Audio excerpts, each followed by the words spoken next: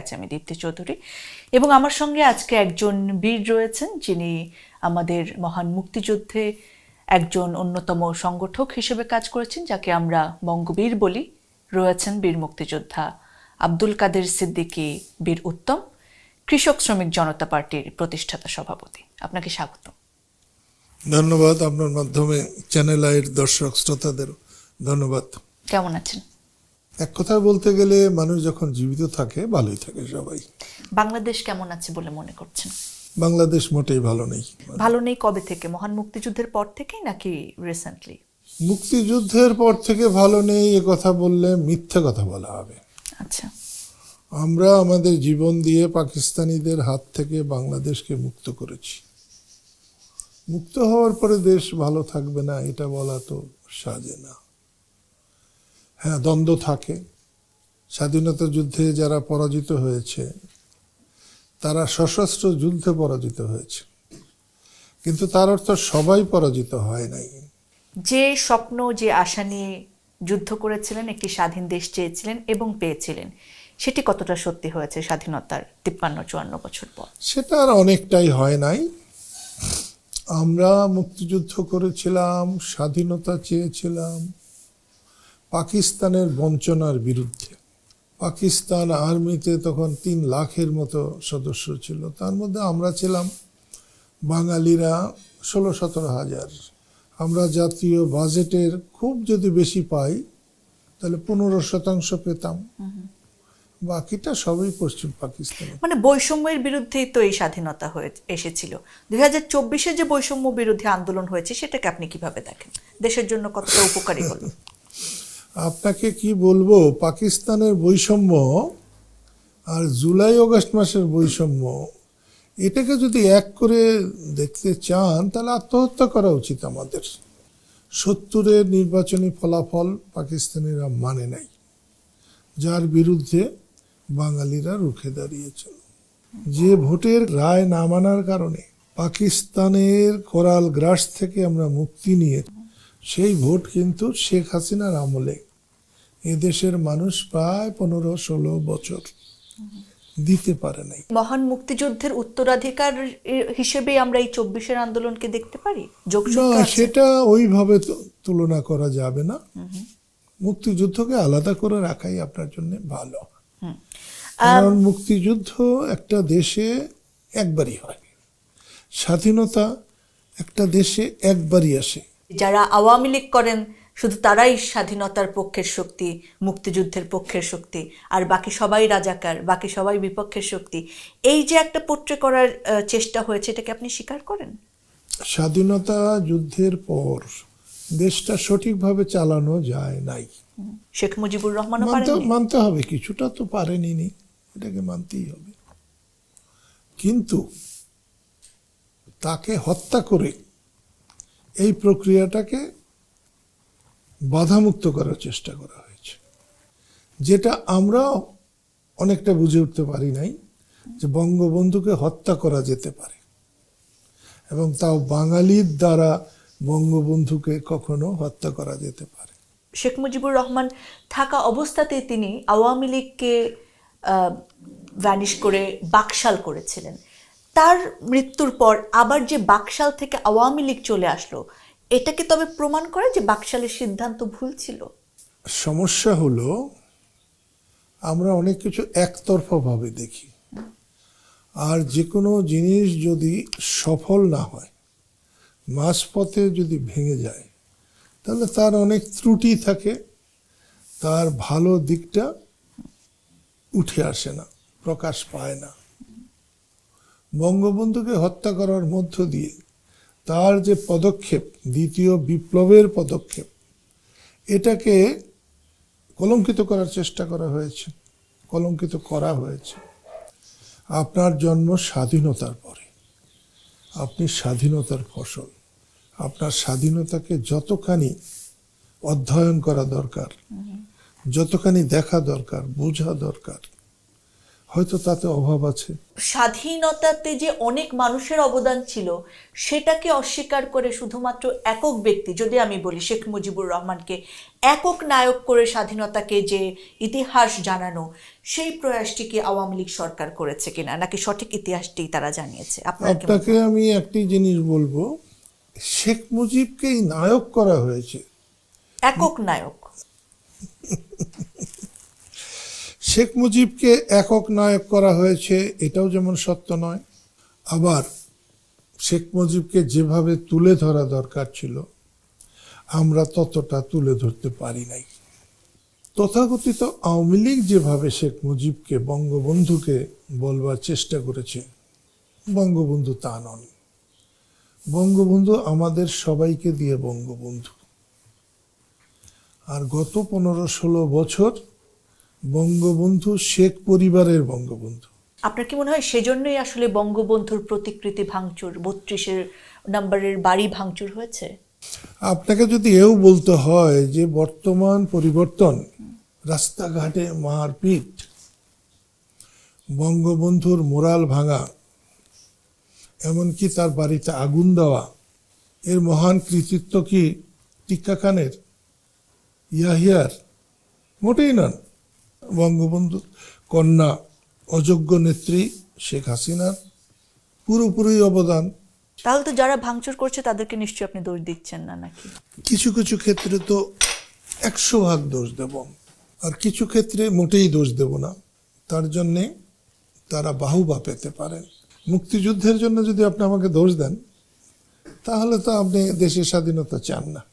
যারা মুক্তিযুদ্ধ করেছে, যারা স্বাধীনতা চেয়েছে, প্রত্যেকের জন্য বাহুবা দেবেন। অফকোর্স। যারা এই রিজিমের বদল চেয়েছে, শেখ হাসিনার পরিবর্তন চেয়েছে, তাদেরকে তো অবশ্যই ধন্যবাদ দিতে হবে। জামাতে ইসলামকেও ধন্যবাদ দিবেন না, এই কাজে তো তাদের প্রকাশ্য কোনো ভূমিকা নেই। আমি আন্দোলনকারী সকলকেই ধন্যবাদ দিতে চাই। কিন্তু জি। ভারতে অনেক পরিবর্তন এসেছে, অনেকবার। ইন্দিরা গান্ধীকে সরিয়ে মুরারজি দেশাই এসেছিলেন, আবার মুরারজি দেশাইকে সরিয়ে অটল বিহারী বাজপেয়ী এসেছিলেন, এরপর আবার কংগ্রেস এসেছিল, কংগ্রেসকে সরিয়ে নরেন্দ্র মোদী এসেছে। কিন্তু কারো জাদুঘর কেউ পুড়তে যায়নি, ভাঙতে যায়নি। বঙ্গবন্ধুর বাড়ি এবং জাদুঘর জ্বালিয়ে পুড়িয়ে দেয়া ইতিহাসের বিচারে জঘন্য অপরাধ হবে। এবং এখনো সময় আছে, যারা এই বৈষম্য বিরোধী আন্দোলন করেছে তাদের এ নিয়ে দুঃখ প্রকাশ করা উচিত। এবং যারা এই কাজটা করেছে, আমি মনে প্রাণে বিশ্বাস করি এই কাজ তারা করে নাই। বঙ্গবন্ধুকে গালি দিলে আপনিও গালি খাবেন, আপনার পিতামাতাকেও গালি দেওয়া হবে। বঙ্গবন্ধু না থাকলে এই স্বাধীনতা আপনি পেতেন না। কেউ কেউ বলছে উনি একাই করেছেন, উনি একা করেন নাই, কিন্তু অনেক করেছেন। উনি না থাকলে আমরা বীরেরা রাস্তাও দাঁড়াতে পারতাম না। আজকে জিয়াউর রহমান মস্ত বড় নেতা, এবং এটাকে স্বীকার করতে হবে। 7ই মার্চে বঙ্গবন্ধু বলেছিলেন, যার যা আছে তাই নিয়ে শত্রুর মোকাবেলা করো। কিন্তু জিয়াউর রহমান কিন্তু মোকাবেলা করতে বের হয়নি, উনি কিন্তু ব্যারাকেই ছিলেন। আমরা যদি 25শে মার্চ পর্যন্ত আন্দোলনকে ধরে রাখতে না পারতাম তাহলে হয়তো জিয়াউর রহমানকে পেতাম না। সেই জন্য সময় একটা নিয়ামক শক্তি, সময়কে মর্যাদা দিতে হয়। আজকে স্বাধীনতার 53-54 বছর পর আপনি শেখ মুজিবকে ভুলে যাবেন, কাদের সিদ্দিকীকে ভুলে যাবেন, জিয়াউর রহমানকে সব বলবেন, তা আজকে বলতে পারেন, কিন্তু ভবিষ্যৎ ইতিহাস সেটাকে গ্রহণ করবে না। স্বাধীনতার ঘোষণা নিয়ে কি আপনি আমাদের একটু জানাবেন? যে তাজউদ্দিন আহমেদের কন্যা তার একটি বইয়ে লিখেছেন যে বঙ্গবন্ধু শেখ মুজিবুর রহমান সেই সময় ঘোষণা দিতে রাজি হননি। আপনি আসলে আমাদের কি বলবেন, ইতিহাসটি কি জানাবেন? একটা সময় ছিল স্বাধীনতার ঘোষণা, এটা খুব মূল্যবান ছিল। যখন যুদ্ধ চলেছে তখন প্রতি ঘন্টায় ঘন্টায় এটা বাজানো হয়েছে। বাংলাদেশ বেতার থেকে বাজানো হয়েছে, আকাশবাণী থেকে বাজানো হয়েছে। জিয়াউর রহমানের কণ্ঠে স্বাধীনতার ঘোষণা। বিবিসিতে অনেক জিনিস বারবার প্রচার করা হয় না, এটা করা হয়েছে। এবং জিয়াউর রহমানের কণ্ঠে স্বাধীনতার ঘোষণাটা খুবই মূল্যবান। সেটি কি শেখ মুজিবুর রহমানের দেয়া নাকি জিয়াউর রহমানেরই দেয়া? আপনি কি মনে করেন যে এখন যদি আমি একটা ঘোষণা দেই যে আজকে অন্তর্বর্তীকালীন সরকারের যিনি প্রধান অধ্যাপক ইউনূসকে বরখাস্ত করা হলো, বলেন তো বরখাস্ত হবে কি না? হবে না। You are not the authority. তাহলে জিয়াউর রহমান কি তখন অথরিটি ছিল? আজকে যে সরকার আছে এই সরকারের কোনো অথরিটি আছে কিনা? নেই। 100% আছে। যদি আন্দোলনের মধ্য দিয়ে যে সরকারকে সরানো হয়েছে, এই সরানোর কারণে তাদের শতভাগের অথরিটি আছে, বৈধতা আছে। যতক্ষণ মানুষ তাদেরকে সমর্থন যোগাচ্ছে ততক্ষণ। এবং এই বৈধতাকে প্রমাণ করতে হলে নেক্সটে ইলেকশন করতে হবে। সেই ইলেকশনে এই কর্মকাণ্ডগুলো সবগুলো বৈধ করে নিতে হবে, তবেই বৈধ হবে, না হলে অবৈধ থাকবে। শেখ মুজিবুর রহমানের হয়ে জিয়াউর রহমান ঘোষণা দিলে সে ঘোষণার মূল্য যদি 1 কোটি হয়, বঙ্গবন্ধুকে বাদ দিয়ে ঘোষণা দিলে তার মূল্য 10,000ও না। একটু অন্তর্বর্তীকালীন সরকারের জায়গায় আসে। রাজনৈতিক দলগুলো এখন চাইছে যে মিনিমাম সংস্কারের পর একটি নির্বাচন দেওয়ার জন্য। তবে যে ছাত্ররা আসলে নেতৃত্ব দিল এই অভ্যুত্থানে, তারা চাইছে যে সম্পূর্ণ যে রাষ্ট্র ব্যবস্থায় জং ধরেছিল সেটির পুরোপুরি সংস্কার, তারপরে নির্বাচন। আপনার কি মনে হয় কোনটা আসলে করা উচিত? আসলে ছাত্র বন্ধুরা একটা মারাত্মক সফল কাজ করেছেন। শেখ হাসিনার নেতৃত্বের আওয়ামী লীগ, আমি সাধারণত এটাকে হাসিনা লীগই বলি, এখানে কোনো নেতৃত্ব গড়ে ওঠে নাই, কোনো ব্যক্তিত্ব গড়ে ওঠে নাই। এখানে শেখ হাসিনার কর্তৃত্ব নেতৃত্বই হচ্ছে শেষ কথা। এবং যেখানে দেখা গেছে যে তাদের প্রচুর দুর্নীতি আছে। তাহলে কি 75 পরবর্তী সময়ে শেখ মুজিবুর রহমানের আদর্শের কোনো দলই ছিল না? যদি এটা আওয়ামী তো লীগ 100 বার বলা যায়। বলেন। শেখ হাসিনা যতক্ষণ ক্ষমতায় না গেছে ততক্ষণ পর্যন্ত আদর্শের দলই ছিল, এবং ক্ষমতায় যাওয়ার পরেও 2-4 বছর নিশ্চয়ই তার আদর্শের দল ছিল। যখন ভোট চুরি করে ক্ষমতায় গেছে তখন থেকে তার আদর্শ বিচ্যুত হতে চেষ্টা করেছে। এই যে সংস্কার, কোনো সংস্কার করাই সম্ভব না এই সরকারের পক্ষে। এখানে একটা সংস্কার করার জন্যে তাদের আন্তরিক হওয়া উচিত, সেটা হচ্ছে নির্বাচনের প্রক্রিয়াটা। মানুষ যে ভোট দেয়, ভোটার, সঠিক ভোটার, ভোট কেন্দ্রে গিয়ে মানুষ যাতে ভোট দিতে পারে, সেই পরিবেশগুলো, সেই সংস্কারগুলো করা দরকার, যেটা আগের সরকারগুলো এটাকে নষ্ট করে ফেলেছে। শেখ হাসিনা একটা সময় আপ্রাণ চেষ্টা করেছেন কিছু ভোটার ভোট কেন্দ্রে যাক, তার আহ্বানে কোনো ভোটার ভোট কেন্দ্রে যায় নাই, এমনকি আওয়ামী লীগের লোকেরাও অনেকে যায়নি। কিন্তু অধ্যাপক ইউনূসের আমলে যে নির্বাচনটা হবে, সেই নির্বাচন যদি আপনি সঠিকভাবে করাতে পারেন তাহলে 80% ভোটার ভোট কেন্দ্রে যাবে। এবং এত বিপুল পরিমাণ ভোটার ভোট কেন্দ্রে গেলে ভোটে চুরি করা খুবই কঠিন হয়ে পড়ে। আর যা চুরি করবে আসল ভোটের কাছে সেটা গুনতাই থাকবে না। বর্তমান রাজনৈতিক মাঠে বাংলাদেশ জামাতে ইসলামী বেশ অ্যাক্টিভভাবে আছেন। স্বাধীনতার বিপক্ষের শক্তি বলে আমরা তাদের জেনেছি, যদিও তারা বর্তমান সময়ে বলছেন তারা মুক্তিযুদ্ধকে ওন করেন, বাংলাদেশের স্বাধীনতাকে ওন করেন, এবং এই বিষয়ে তারা বেশ পজিটিভ। রাজনীতিতে তাদের এই অ্যাক্টিভনেসকে আপনি কিভাবে দেখছেন? আসলে মুক্তিযুদ্ধের সময় যদি জামাত রাজনৈতিকভাবে পাকিস্তানকে সাপোর্ট করত, তাদের প্রতি আমার কোনো অভিযোগই থাকতো না। তারা শুধু রাজনৈতিকভাবে করে নাই, তারা প্রত্যক্ষভাবে একটা সশস্ত্র গোষ্ঠী তৈরি করে তার দ্বারা হত্যা, নারী ধর্ষণ, জ্বালাও পোড়াও, যে জঘন্য অপরাধ, মানবতা বিরোধী জঘন্য অপরাধ, সেগুলো করেছে। কিন্তু আজকে যারা আছেন বা নেতৃত্ব দিচ্ছেন, তারা প্রত্যক্ষভাবে সেই অপরাধের সঙ্গে জড়িত ছিলেন না। এবং এখন জামাত যারা করেন তার 80% বাংলাদেশেই জন্ম তাদের। তাহলে আমার স্বাধীন দেশের সন্তান, তাদের তো আমার মতোই অধিকার থাকবে, আমার সমান অধিকার থাকবে। জামাতে ইসলাম যতক্ষণ পর্যন্ত মুক্তিযুদ্ধে তাদের অপরাধের জন্যে, তাদের পূর্বসূরীদের অপরাধের জন্যে একেবারে পরিষ্কার খালাস নিয়তে, যেটা আল্লাহ গ্রহণ করে, বর্জন করে, ক্ষমা না চাইবেন, তারা তেমন বেশি কিছু করতে পারবে না। কিন্তু ঢালাওভাবে আপনি আজকের সন্তানদেরকে আপনি স্বাধীনতা বিরোধী বলবেন, এটা খুব যুক্তিযুক্ত না। আর একটা দেশে স্বাধীনতার পক্ষের লোকই থাকে, স্বাধীনতা বিরোধী কোনো দল থাকে না। স্বাধীনতা বিরোধী হলে তারা দেশের বাইরে চলে যায়, অথবা তাদেরকে দেশের বাইরে পাঠিয়ে দিতে হয়। আমাদের 16 ডিসেম্বর মহান বিজয় দিবসে ভারতের প্রধানমন্ত্রী নরেন্দ্র মোদী তিনি তার এক সোশ্যাল মিডিয়া স্ট্যাটাসে এমনভাবে একটি পোস্ট করেছেন যেখানে 16 ডিসেম্বরকে আসলে তাদের সঙ্গে পাক বাহিনীর যুদ্ধের বিজয়ের দিন বলেছেন, যেখানে বাংলাদেশ শব্দটি পর্যন্ত উচ্চারণ করা হয়নি। এই ব্যাপারটি নিয়ে আসলে কি বলবেন? নরেন্দ্র মোদী মুক্তিযুদ্ধের সময় কিন্তু খুবই ছোট মানুষ ছিলেন, একটা প্রভিন্সিয়াল এলাকার উনি নেতা ছিলেন।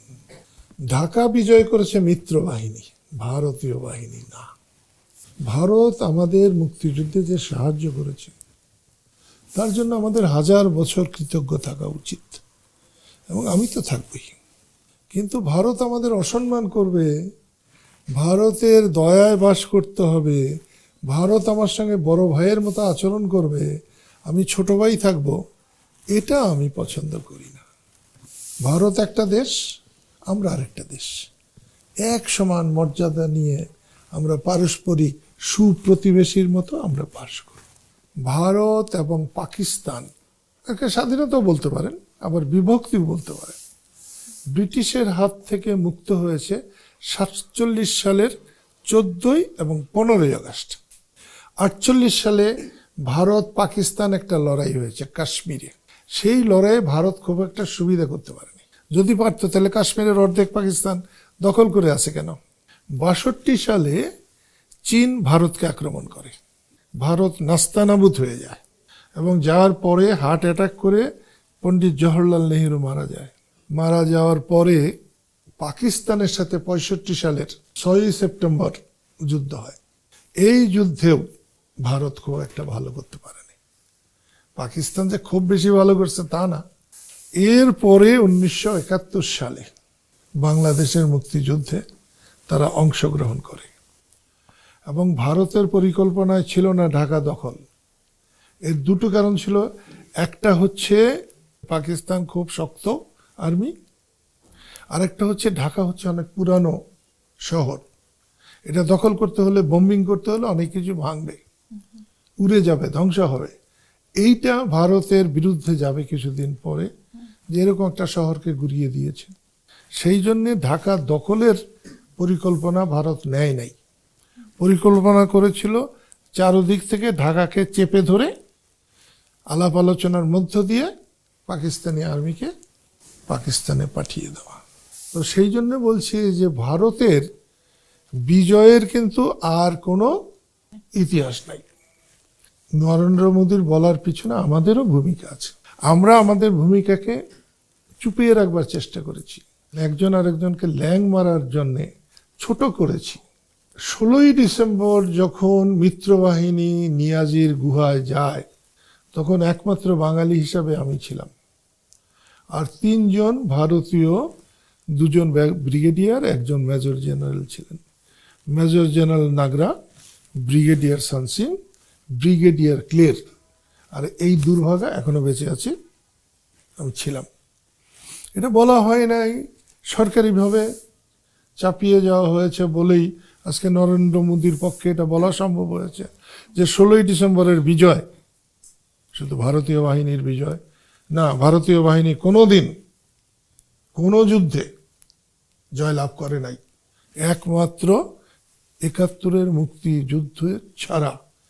এবং এই জয়লাভের কারণ হচ্ছে বাংলাদেশের লাখ লাখ মানুষ রক্ত দিয়েছে, লাখো মুক্তিযোদ্ধা ভারতীয় বাহিনীর ছায়ার মতো ভারতীয় বাহিনীর সঙ্গে থেকেছে, আগে থেকেছে, পিছনে থেকেছে, যে জন্যে ভারতীয় বাহিনী জয়লাভ করেছে। এবং সেই সময় আমি ভারতীয় বাহিনীকে দেখেছি, তার মধ্যে কোনো ত্রুটি দেখি নাই যে মুক্তিযোদ্ধাদের আগে ঠেলে দিয়ে ওনারা পাছে অথবা মুক্তিযোদ্ধারা বলির পাঠা হোক, এরকম করতেও দেখিনি। দল হিসেবে এখন আওয়ামী লীগের যিনি প্রধান তিনি দেশ ছেড়ে অন্য দেশে আছেন, আশ্রয় নিয়েছেন, এবং নেতাকর্মীরাও অনেকেই পলাতক আছেন। আপনি আসলে আওয়ামী লীগের দল হিসেবে রাজনৈতিক ভবিষ্যৎ কি দেখছেন? পোর খাওয়া দল। আওয়ামী লীগের জন্ম হয়েছে সংগ্রামের মধ্য দিয়ে।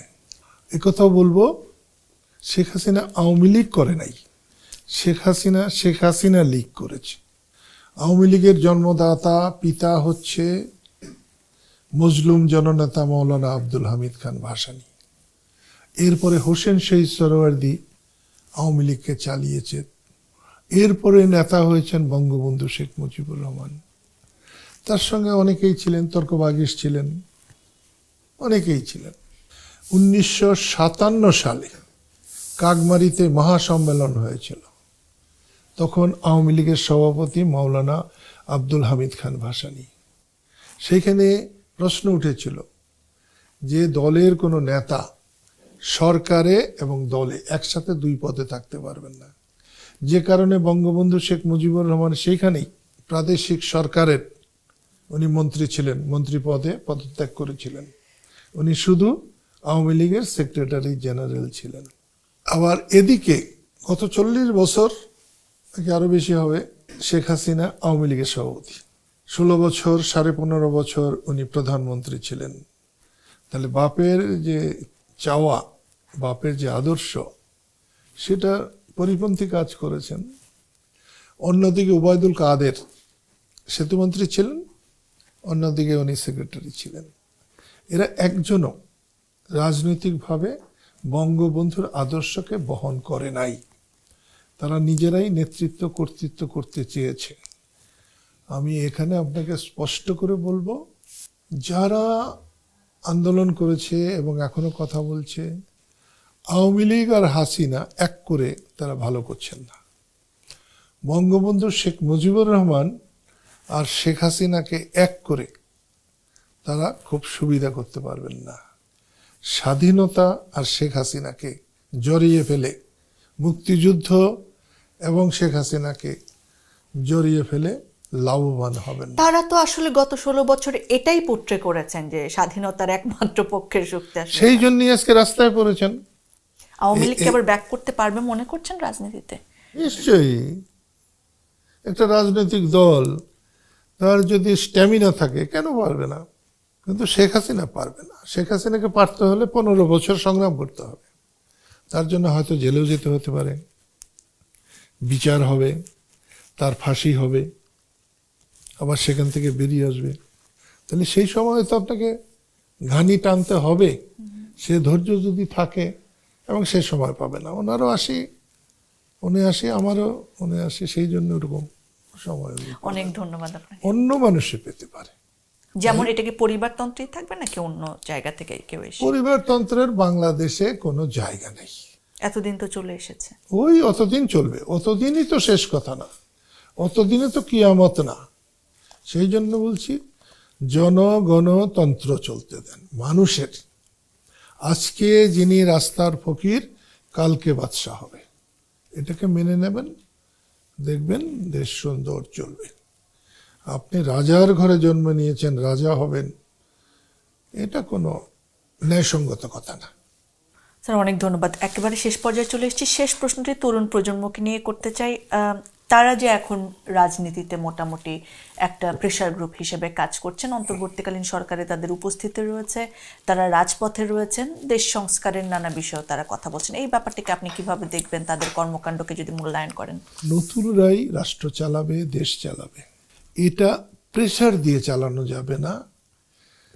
কোনো কোনো জায়গায় গিয়ে মিছিল করলাম, কাউকে চাপ দিলাম, এরকম নয়।